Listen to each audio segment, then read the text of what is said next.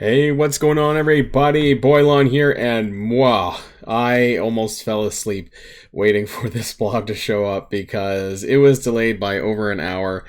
And boy, it's hot out here, and after I finish this, I'm going to be going for a bit of a nap. But today is Blogs with Boilon Friday, and we'll be going over exactly what there is to see. We're probably going to get some event details for the Teen Kid Loki event that's going to be happening next week. We'll be taking a look at that, and whatever else is in the blog. So if you're ready to go, everybody, then let's boil this down.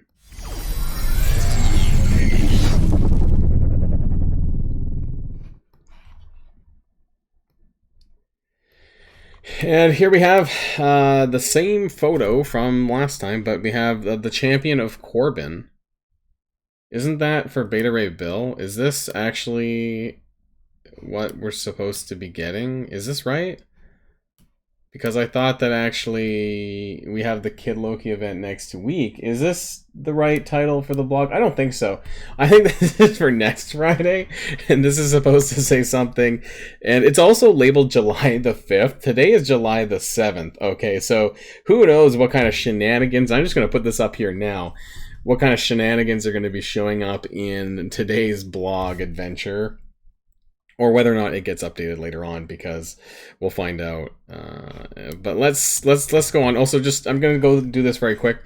Obviously, if you haven't been to the store, the web store yet, make sure you check that out, because there's going to be a couple of free claims, especially the Friday free claim for the gems and the shards here with those things, the crowns, and then more crowns and the daily stuff for people not a place over here on top of the daily 2,000 that you're already getting for Vol. So just wanted to kind of point that out right away before we get further into this blog.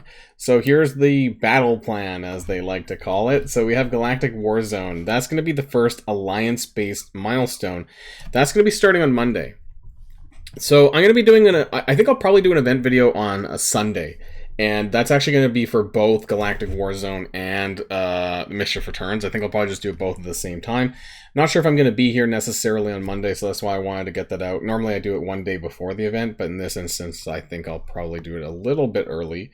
And then we have the Second Sun web milestone, spend power cores. Is this what is this?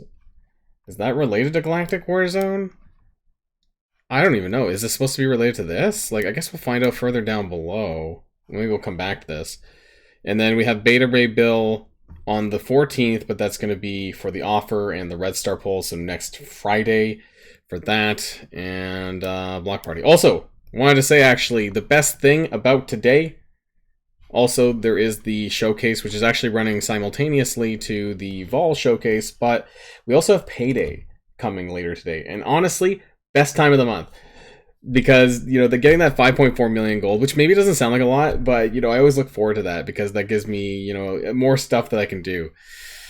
Just wanted to point that out as well before we get further down. So Beta Ray Bill, I don't know if there's really much to talk about. I mean, he's going to be in the cores. He's going to be available next Friday, and he's going to have an event, by the way, if you haven't seen this. This is the monthly showdown, what's going on for July. And so his free-to-play event is going to be on July 24th, which is the Voyage of Scuttlebutt. And that's going to be on the 24th of July. So that's 17 days from now. That's going to be on a Monday. So not much you have to pay attention to until now. We have Mischief Returns on July the 11th. And then we have the Bounty of Asgard between this event coming up and the Beta Ray Bill event. So a non-character event will be in between there, which we'll talk about in the following week, I'm sure. Back to the blog. Defenders of Valhalla events. Galactic War Zones. Hold on, do we need to talk about this? Defender in the Future month log. Now we're... Okay, okay, this is new. Will require Commander level 50 to participate in the month-long events. We're making this update after reviewing event completion data and hearing feedback from the community. With this update, we'll also be consolidating rewards to make each milestone tier more rewarding and relevant to veteran Marvel Strike Force players. As always, So what does this mean? Does that mean too many people were clearing this under level 50? I mean, it doesn't take very long to get to level 50, but this is a very peculiar change. Let me know in the comments down below what you think this means, because I'm not sure why all of a sudden they're doing this, and who does this benefit? Is this benefiting them? Are we getting any benefit out of this? What's the point? In the near future, players below 50 will see special events similarly catered to with relevant rewards. And so they're gonna have 2 tiers of these month-long events, but then you have to wait a full month because like it doesn't take very long to get to level 50. So I'm a bit concerned about that. You're locked in, kind of like with the strike passes, you were locked in.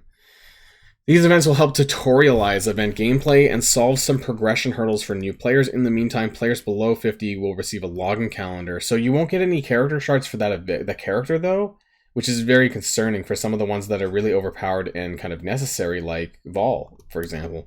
Galactic Warzone. Okay, so this is an Alliance War-based event for your Alliance.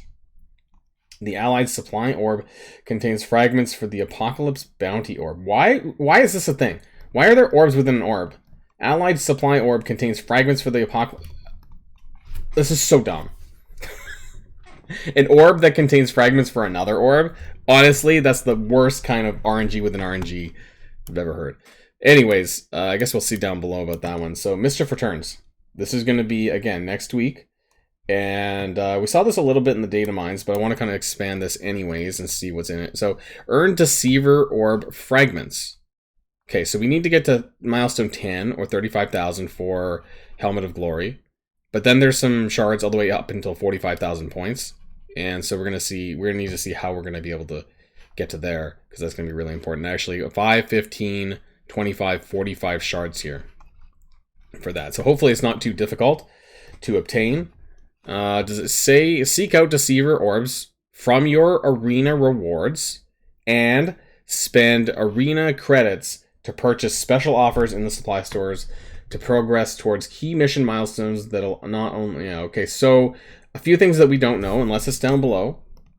How many Deceiver Orbs are we getting from the arena ranks? And what are the offers and what are they valued at so that we can actually do a proper event math, which we can't do because we don't know any of this. So we might not even be able to, unless there's further information on this. We actually know nothing ahead of time on this event. And so I can't really say for certainty if that's going to be easy to obtain. I hope that it is, because this is the unlock here at 45 shards, which is the milestone, 12? So I hope that it's easy to at least get there. What this really means, though, is that you should be saving your arena credits.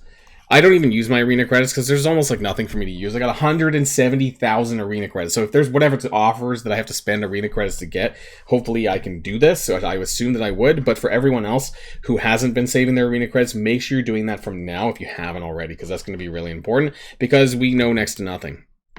Now, the Second Sun web milestone that was mentioned for the weekend.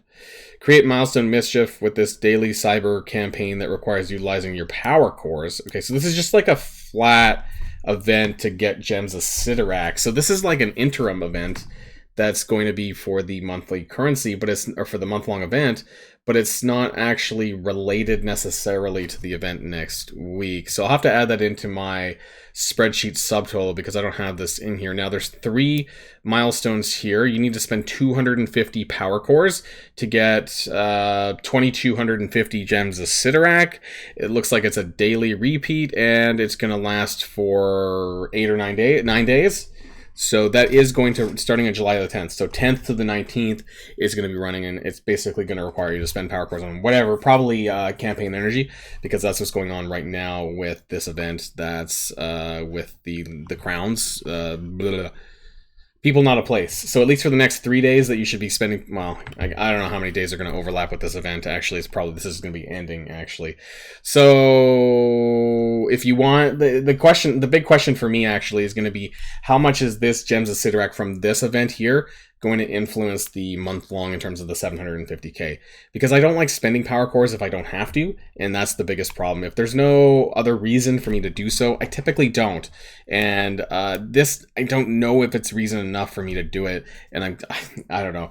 I might opt to not and just assume I can clear the rest of the stuff. We do have a quick rumble for Rebirth, which is going to be the following Friday. We have one right now for Astonishing X-Men, so keep that in mind as well. Beta Ray Beatdown, that's just going to be the showcase for Beta Ray Bill in a week. They're coming out really, really quick because they last for like 11 days. But they're coming out every 7 days, so we're getting like 2 or 3 overlaps on the showcases here. Now, I can't do this myself because I won't be able to do this until I get them unlocked. But yeah, there's a lot of... this wasn't the case in Invaders, which means the characters are being whipped out like super quickly, faster than they were on the Invader side of things. And that means to me that there's going to be a patch coming a lot sooner than we expect. Because honestly, if they're having the showcase for Beta Ray Bill, who is the second to last character, we got Beta Ray Bill, we got Sylvie coming after, but then we have these characters pretty much they're already out. Spidey Big Time and Super Skrull are already out as far as available means to get them. And so Sylvie's actually the last character of the patch. I think that we're actually probably looking for a patch before the end of July, which would be one of the fastest patches with 6 characters that I've ever seen before. But hey, this is Marvel Strike Force. Now, we're not going to go through the requirements of these events because they're pretty much the same. You just have to include the previous character in there. So for Beta Ray Bill, you're going to need these 3. For the one that comes out right now, you need Vol, and so on and so forth. That gear tier 13 or 15 or whatever it requires you to have. New permanent legendary. Wasn't this already in? Hold on. To join Black Bolt. Oh, we're getting Phoenix and Jubilee and Adam Warlock. I thought Phoenix was already permanent, but I mean, I don't really pay attention to that. Why didn't they do this all at the same time? So now they have all of the characters who are not Scourge characters finally available 100 per... Oh wait, sorry, except for Omega Red. Omega Red's not on there. My bad. Everyone but Omega Red is available who are from the pre-Horseman Scourge era. Honestly, it's about time, because I've been saying that for a long time. I was going to do a video on it, but I guess now I don't need to. But yeah, Omega Red honestly should be on this list too, because it's not really a huge deal anymore.